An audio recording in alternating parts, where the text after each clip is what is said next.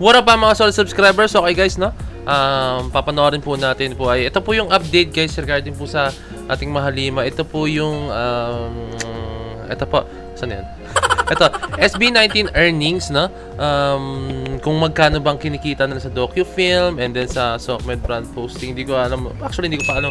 May kibalita lang po tayo kay Miss O. Shoutout po kay Miss O, no? So, ito. Malalaman natin dito and discuss natin, guys, kung sapat po ba na ganun po yung earnings nila, no? Actually, hindi ko alam talaga, guys, kung eksaktong detailed na amount or specific na amount ang ipapakita dito, no? Pero, tingnan natin ito maigi, guys, no? Panoorin natin, no? So, without further ado, let us all watch this.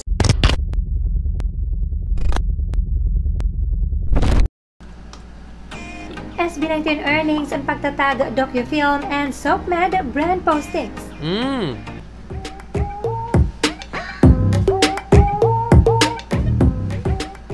First of all, these estimates are based on PEP-PH most influential OPM superstar SB19 article.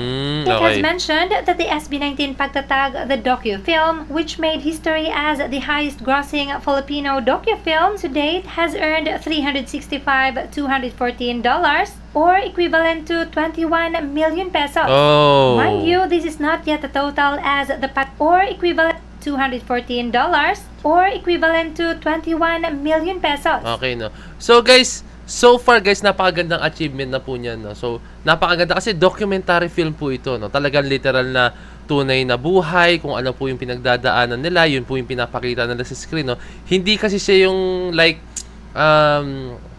gagawa mo siya ng twist, gagawa mo ng mga para lang magkaroon lang ng ng spice, kung spice kung tawagin, no? Or basta magkaroon lang ng kulay yung kwento, gagawa nila ng mga imbento, no. Hindi ganoon yung ginawa nila sa pagtatag DocuFilm, kung ano po talaga yung nangyari sa kanila, kung ano yung pinagdaanan nila, kung paano yung preparation nila, lahat behind the scenes, yun po yung pinakita nila, no. So I think pag gumawa ang SB19 ng isang movie, no, or sabihin natin na movie or movie, no. Talagang I think kaya nilang ma-hit po talaga, no. Kaya nilang gumawa ng isang napaka-solid. Pero mas okay ito, guys, para sa akin. Ito, inuunti-unti nila, no. Like dito muna sila sa documentary film, no. Dito muna sila atakihin muna nila tong ganitong klaseng side, no, bago sila umatake dun sa movie. Kasi I'm pretty sure, guys, ito talaga nakikita ko sa in the near future, magkakaroon po ng movie ang SB19, no? So I think hindi imposible yun, guys, na magkakaroon po ng movie ang SB19, like to the point na pwede siguro i-relate nila sa sarili nila, no? Or pwede po, guys, na pwede rin na gumawa sila ng movie na sila yung gaganap sa storya nila, and then pwede rin, guys, na gagawa sila ng movie na alam mo yun, non-fiction, no? Fiction, no? Ano ba non-fiction tsaka fiction? Wait lang. Nalito okay. Kasi pagkakalala ko, pag fiction talaga is, ayun yung, yung gawa-gawa, no? Correct me if I'm wrong lang, guys. Pero search ko nga para baka mali ako. Okay, guys, no? Upon searching, no? Fiction, yun po yung mga imaginary, guys, no? Like, hindi siya totoo. Although na totoo siya, pero hindi siya yung to the point na totoong nangyari talaga, no? So, yun. Sinearch ko talaga kasi mamaya may mali ako masabi. Alam ko naman siya, ewan ko, nalito lang ako bigla, hindi ko lang kung bakit, no? So, ayun, no, para sa akin, pwede silang gumawa ng ganong klaseng movie. Like, kunyari, magkakaibigan sila, tapos natrap sila sa isang lugar, and then may mga mission silang gagawin, tapos, may mga ganun, di ba? Pwedeng ganun, no? Okay. Mind you, this is not yet the total as the pagtatag DocuFilm is still showing in selected countries, just like in UK, where it will be shown on December 15, and there will be more upcoming shows. Okay, so they are at the top of their game na po talaga, no? Talagang sila na yung number one, no?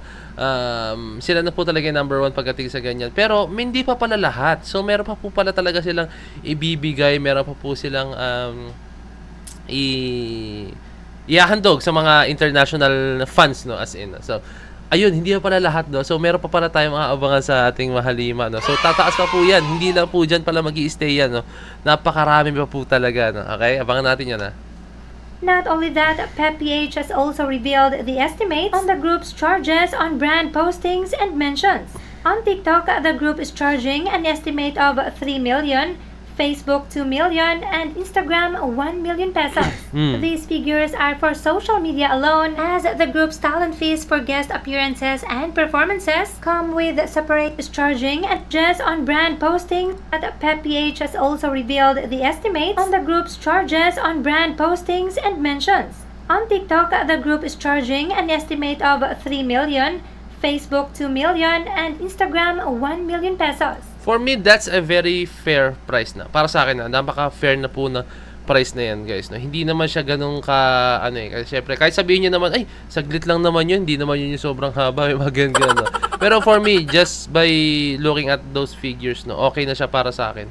Alam niyo naman, syempre, yung ating mahalima na international artist yan, like, lumalabas-labas yan sa mga international brands, international brands. Tama, pwedeng international brands yun. Mga international na platforms, no. Kaya for me very fitting naman yung mga ganyan klaseng charges, no, regarding po sa ganyan sa mga social media accounts na yan. These figures are for social media alone, as the group's talent fees for guest appearances and performances come with separate and undoubtedly heftier price tags. Oo, so kung may magrereklamo dyan, no, ewan ko sa inyo. For me, goods na yan. Goods na po talaga yan. Napaka-fair na po niyan, guys, as in. Looking at these figures and remembering how SB19 started is really a heart-tugging scene. This is the blessing they so deserve. Tama, no? This is a blessing they so deserve, no? So, yun nga. Doon sinabi ko kanina, no? Super duper mega ultra deserve po ng ating mahalima yan, no? No doubt, no question, super deserve nila yan, no? So, yun nga. Sa mga hindi po nakapanood ng pagtatag docu-film, no? So, abangan niyo po yan sa ating, sa mga lalabas sa po sa ibang bansa, no? Marami po, no? Marami po pong, meron po mga ibang bansa na hindi po nakakapanood niyan, no? So, suportahan natin, guys. So, i-aim natin na talagang pipa price po talaga. Pipa price tayo, no? Kaya naman yan talaga, eh. Basta magtulungan lang tayo.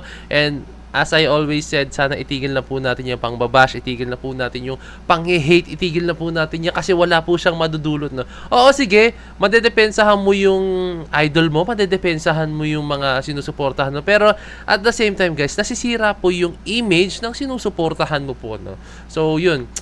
For me, kung halimbawang may mang babash naman sa it's either sa grupo or sa kabilang grupo, no, sana maging knowledgeable na lang tayo kung sino man yun ang babash na yun is dapat alam natin na siguraduhin nyo, I mean, sinasabi ko sa inyo, hindi talaga sila legit na belong doon sa fandom na yun. Baka casual fan lang yun na hindi pa po alam yung mga do's and don'ts regarding po sa mga ganyan, no? Kasi pag matagal ka na sa fandom, no, hindi mo na kailangan tumira, no? Hayaan mo na po yung idol mo na like umangat sila. Hayaan mo na yung achievements nila yung mag-speak for itself po talaga, no, di ba?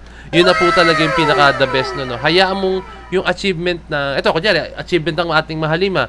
Hayaan mo yung achievement nila na yun na yung magyabang in their own way, no, na wala kang ipopost, wala kang sasabihin, hayaan mo na yung achievement na mapaisip yung basher na, ay, ba't ko ba ibabash to? Itong aking sinusuportahan niya, wala pa lang nararating to, hindi pa nila naabot yung mga ganito, di ba? Yung mga ganun, hayaan yung maisip nila yan, no? Basta, suportahan lang natin, hayaan natin na SB19 is at the top of their game, and then yung sinusuportahan nila is wala pa dun, no? So, I think pag lumevel na sila sa ating mahalima, pwede na silang no? Pero ulitin ko, hayaan nyo na po sila. And pangalawa, yung mga nang babash na yan is mga casual fans yan. Hindi yan yung mga nasa legit na fandom, no? And ayun lang, sinasabi ko na sa inyo, para matigil na po yung fan wars na ganyan, no? Umagsak na naman yung pader ko. 3D wall. Kasi lang yan, eh. Doubles, nalimutan ko. Basta tape siya na matibay pero hindi kaya. Kailangan niya talaga yung paste. Padre, bumagsak na naman. Nakahiya na sa video. Let's go, point to pens. May bumabaksak na pader. Hindi, wall design naman yan. Hindi yan yung pinaka-pader, no? Wall design lang siya. So, guys, maraming salamat sa panood ng aking video and I hope you're having a good day, no? Malapit na po ang Christmas. Sana po tayo lahat ay masayang ating Pasko, no? Although na alam natin, hindi lahat ng tao is nakatamasa ng katulad ng Pasko na natamasa natin. Pero, sana tayo ay maging daan sa mga blessings, no? Hindi naman kailangan videohan, hindi naman kailangan i-record yung mga ginagawa natin. Ako, guys, talagang ako sabihin ko sa inyo, baka sabihin nyo nagyayabang ako, no? Yung mga ginawa na ako tulad ng kanina, meron akong ayoko sabihin. Di ba, para sa akin kasi yung makita mo lang yung ngiti ng tao na tinulungan mo is masaya, sobrang sarap na sa feeling, no? Yun na yung pinaka-reward, eh. Ang sarap sa feeling talaga, as in, no? So, ayun lang, guys, maraming salamat sa panood, no?